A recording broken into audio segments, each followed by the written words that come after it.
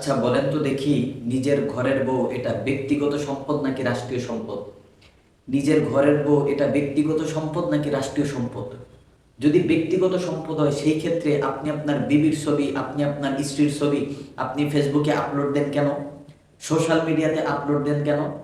যখন আপনি আপনার বিবির ছবি, স্ত্রীর ছবি সোশ্যাল মিডিয়ায় ফেসবুকে আপলোড দেন, ওই সময় আপনার বন্ধু বান্ধব জনগণ এই ছবিটা দেখে, ফটোটা দেখে মন্তব্য বক্সে মন্তব্য করে, ওয়াও, ভেরি গুড, নাইস।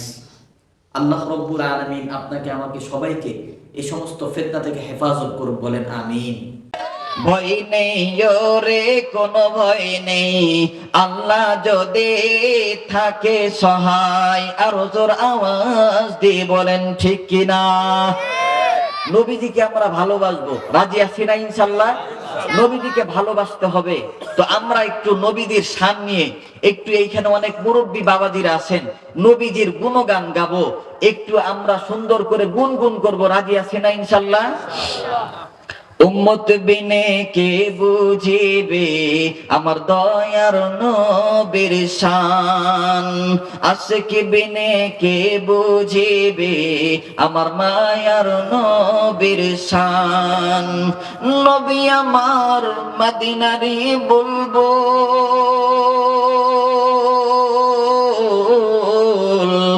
নবী আমার মদিনারি বুলবুল,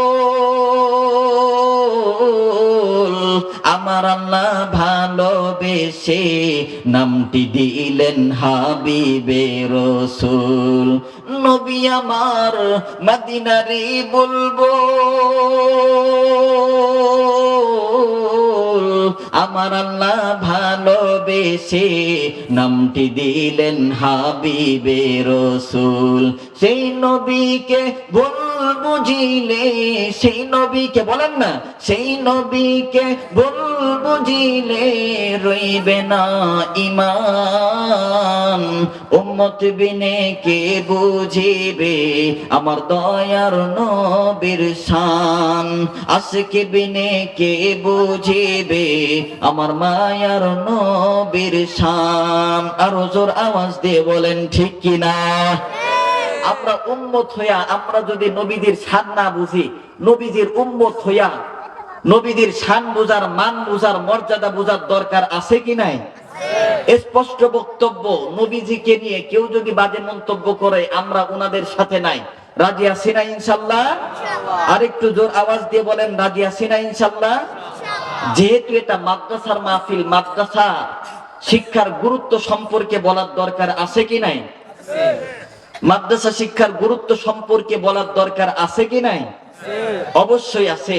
আমার বন্ধুগণ, হযরতে ইরবাজ ইবনে সারিয়া রাদিয়াল্লাহু আনহু বর্ণনা করে বলছেন, সাল্লা বিনা রাসূলুল্লাহ সাল্লাল্লাহু আলাইহি ওয়াসাল্লাম যাতা ইয়াউমিন, একবার আল্লাহ রাসূল সাল্লাল্লাহু আলাইহি ওয়াসাল্লাম আমাদেরকে নিয়ে ফজরের নামাজ আদায় করলেন।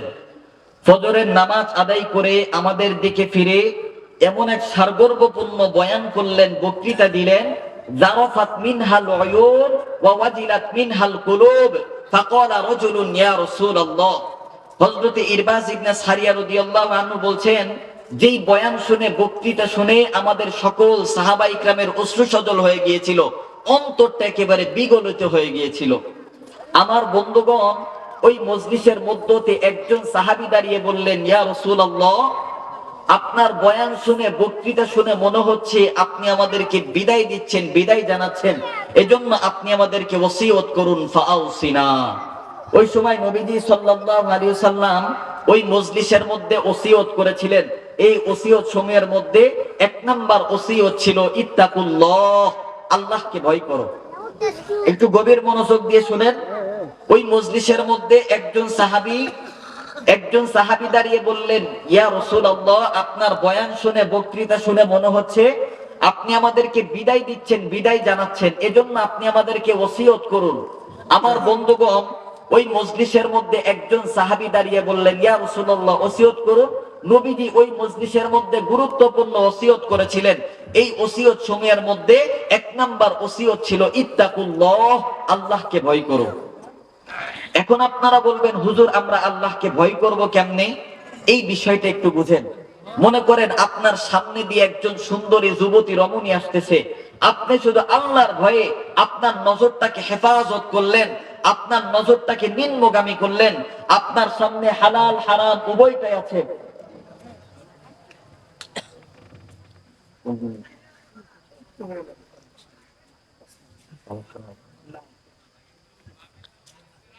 আমার বন্ধুগণ গভীর মনোযোগ দিয়ে শুনবেন।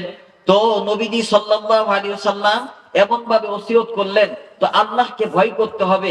দিলের মধ্যে আল্লাহর ভয় ঢুকানোর দরকার আছে কি নাই? আর একটু জোর আওয়াজ দিয়ে বলেন, দিলের মধ্যে আল্লাহর ভয় ঢুকানোর দরকার আছে কি নাই?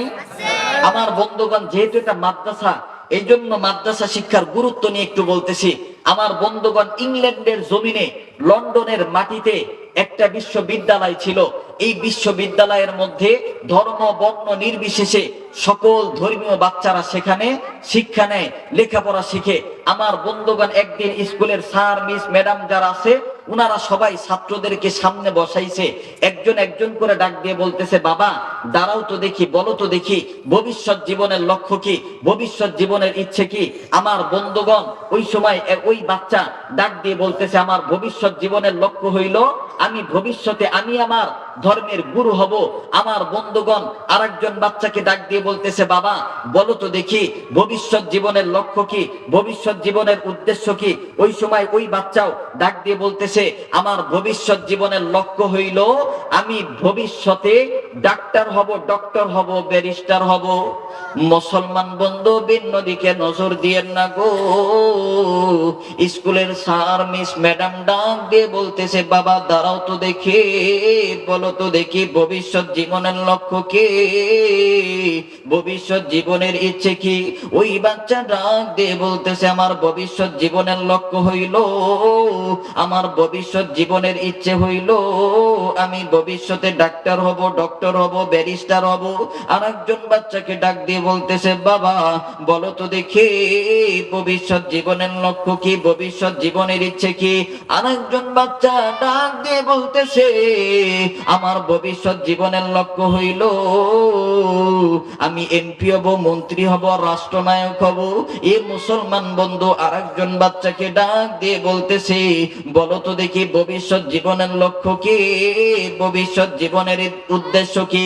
ওই বাচ্চা ডাক দিয়ে বলতেছে, আমি দেশের সেবা করব, আমি দেশের সেবা করব, আমি জনগণের সেবা করব, আমি জনগণের সেবক হব। এ মুসলমান বন্ধু ভিন্ন দিকে নজর দিয়েন না গো। এবার মুসলমান বাচ্চার নিকট আসছে, মুসলমানের বাচ্চাকে ডাক দিয়ে বলতেছে, ও মুসলমান বাচ্চা তুমি দাঁড়ায় যাও।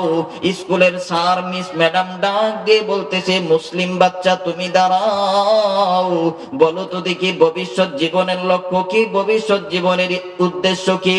ওই মুসলিম বাচ্চা ডাক দিয়ে বলতেছে, আমার ভবিষ্যৎ জীবনের লক্ষ্য হইল আমি ভবিষ্যতে সাহাবী হব। জোরে কোন আল্লাহু আকবার।